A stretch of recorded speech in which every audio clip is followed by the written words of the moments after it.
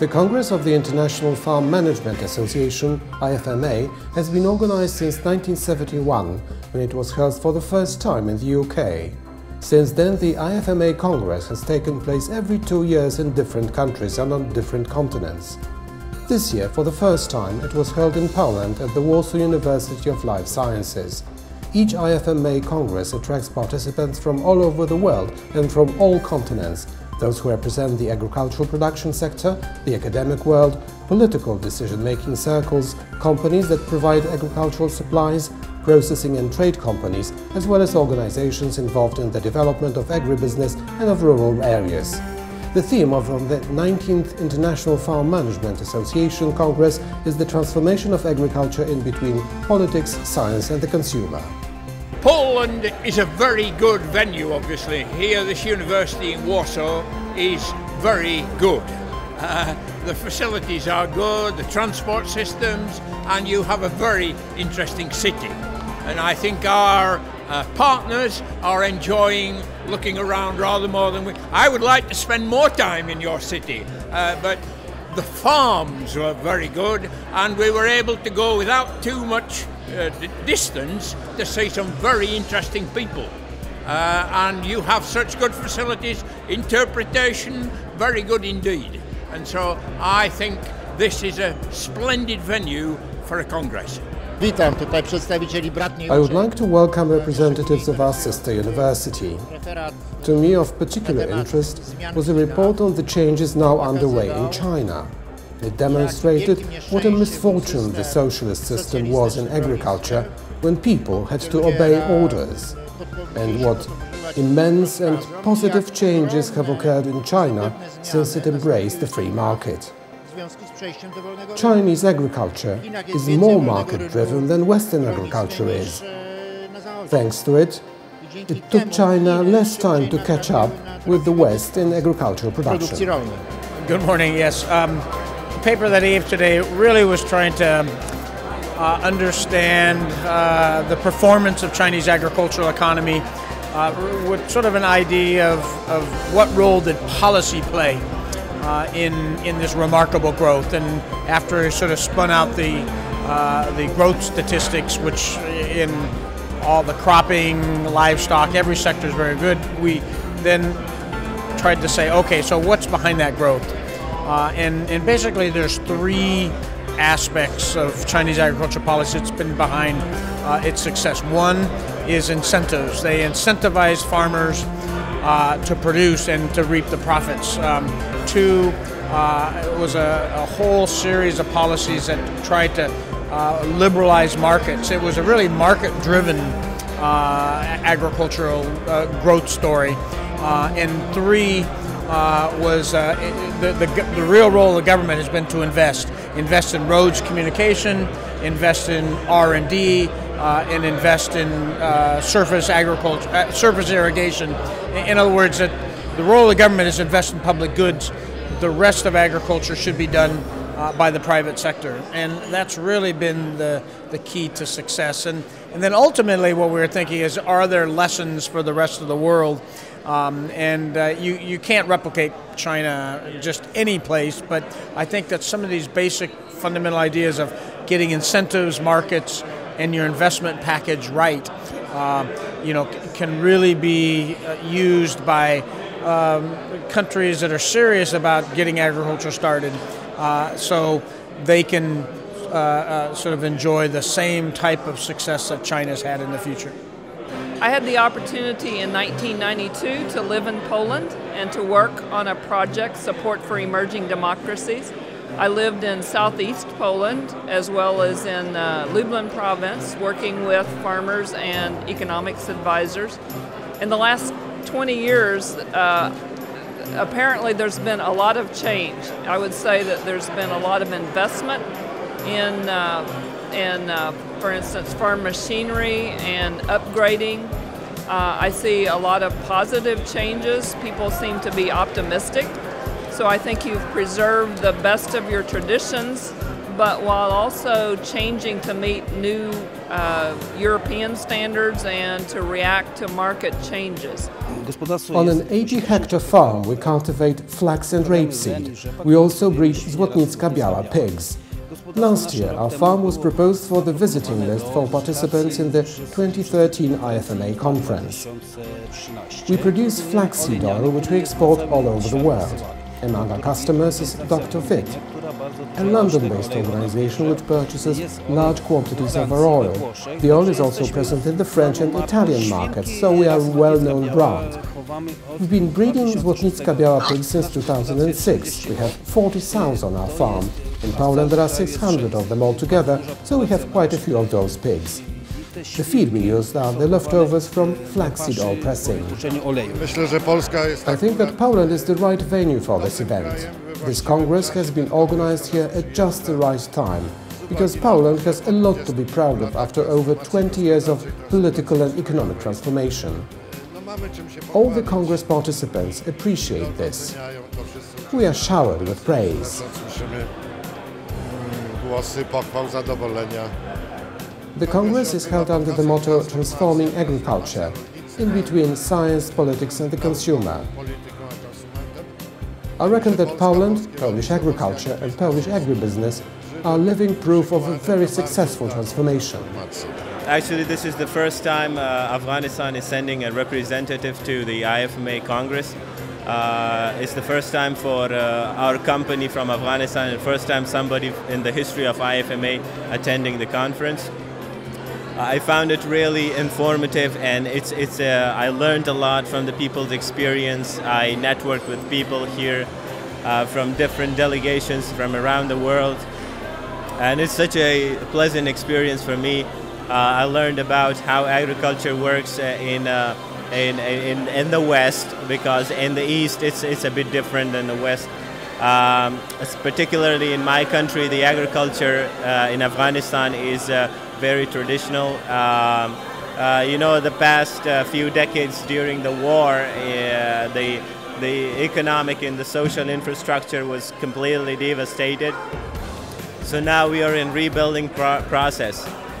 We are trying to help our farmers through our company. It's called Healing Leaves, to improve their farming management.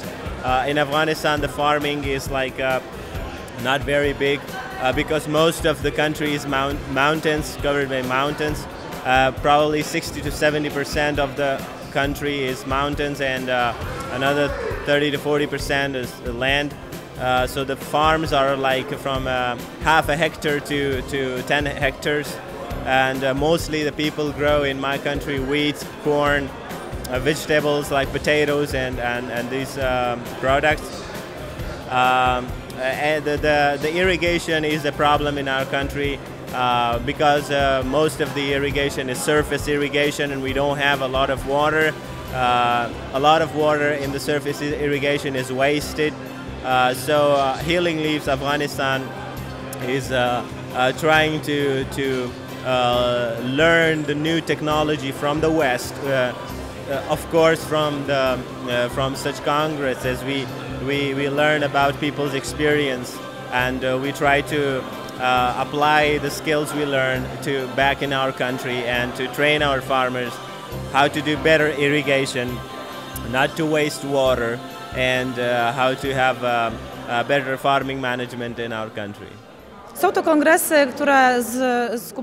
This Congress brings together farmers, agricultural advisors and academics, as well as entrepreneurs involved with agribusiness. It's very important because all innovation, all the results of studies are directly transferred to farmers, those who then use the results in actual practice. Jestem absolwentką Szkoły Głównej Gospodarstwa Wiejskiego w Warszawie. I'm a graduate of the Warsaw University of Life Sciences, and I'm the best proof that the knowledge gained here can be put to good advantage. Initially, our farm was very small, just 8 hectares. Now it's grown to 150 hectares, of which 110 is taken up by the peppermint plantation. For more than a decade, our farm has been working directly with the German company a może Tekane. nawet więcej z firmą niemiecką Tekane. In fact, we've been involved with them indirectly for over 30 years now. When it comes to the Congress, there are a lot of strands, from economics and business to some issues relating to technology. From the point of view of my position and the work I do for the European Commission, it seems to me that the most important thing is that in the new financial perspective, a lot of emphasis is placed on agricultural research and support for research and innovation in agriculture. The European Commission has proposed a new program to support innovation in agriculture, the European Innovation Partnership.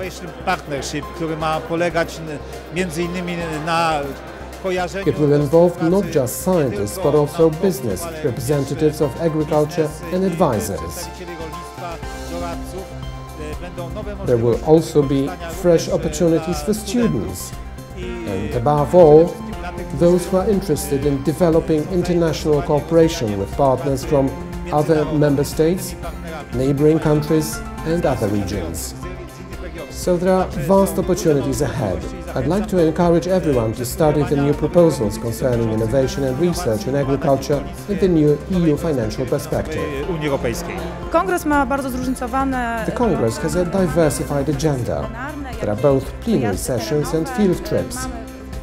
2 days were set aside for visits to the countryside.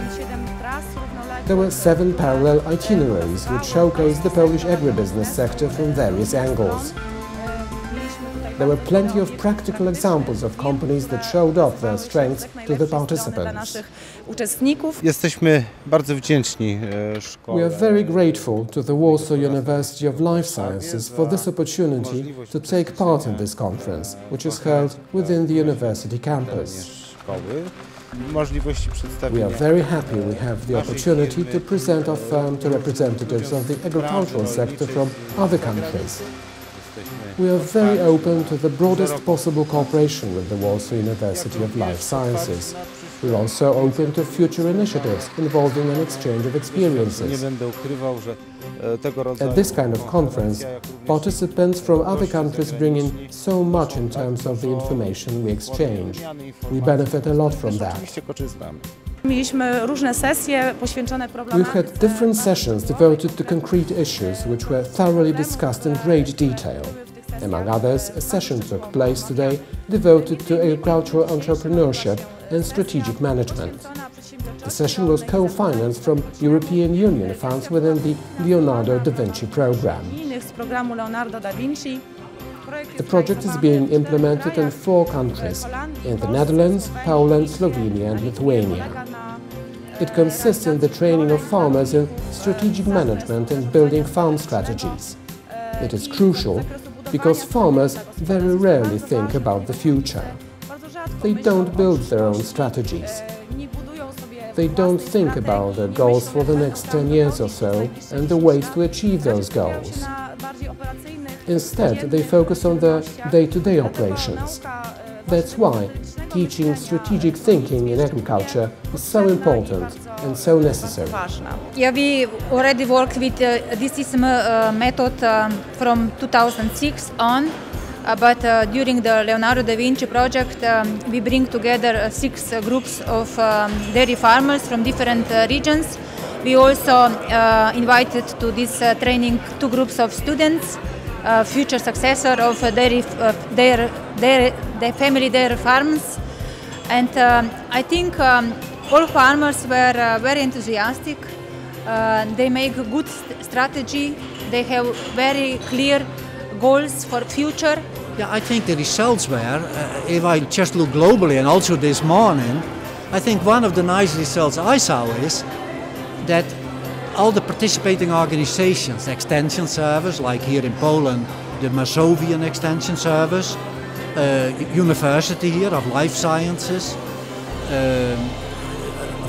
foreign extension services and research institutes, and you saw, I think, that we came together, and we also came a little bit together with the farmers. I can prove that because yesterday I was on excursion dairy excursion here in Poland, and we visited 2 farmers, and what happened? They were both from our project. So I learned that the university here did appreciate it when they have contacts with those farmers now. And that's already very important. So that's one good result, that we interact. We have here many participants from far afield, from Australia, Japan, African countries, and Latin America and the United States, who have come to Poland for the first time. I think they are really impressed with what they see here. Hello, I am Manfred Venter. I come from South Africa. I'm a student at the University of the Free State in Bloemfontein. I am enjoying Poland so much. It exceeded my expectations. Good food, good hospitality. I learned very much from the conference, and I'm very privileged to be here. And Poland has the most beautiful women. Thank you. Dziękuję. Yeah, Poland is my first time in your country. This is I really love your people. You're very hospitable. We went on several tours outside the city. It was a great experience for me. People were so hospitable. They were so good. The music I really liked. I listened to some Polish music. Although I know nothing, not even a word, but it was so good. The people I interact with in the city. I went to some restaurants, and they're so good, so friendly. I really liked it, and the weather, especially the weather, is so good. When I came here, I was so impressed with the weather. It's so nice to be here, and I'm definitely planning to come again to Warsaw, to Poland. The Warsaw University of Life Sciences deserves to be the organizer of congresses on such a grand scale, with such prominent participation of guests who are renowned in their academic fields. That's why I'm very happy to be here. For the 3rd time I'm taking part in this congress convened by the same organizers, but it is my great pleasure that for the first time the venue is the university where I spent 15 years and where I always fondly come back to.